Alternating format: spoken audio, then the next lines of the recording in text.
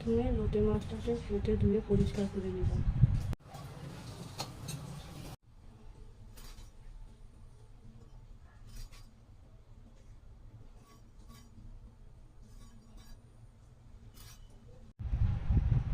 কড়াতে তেল দিলাম, তারপরে পেঁয়াজ দিয়ে পেঁয়াজটাকে ভালো করে লাল করে নিলাম।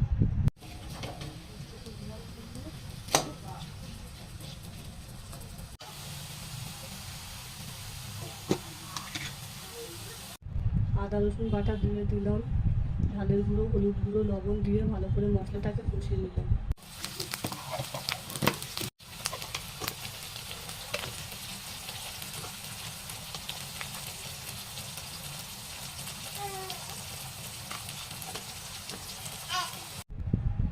মশলাটাকে কষিয়ে নিয়ে তার উপরে লোটে মাছটা দিয়ে ভালো করে একটু নেড়ে নিয়ে তার উপরে জল দিয়ে বসিয়ে দিলাম।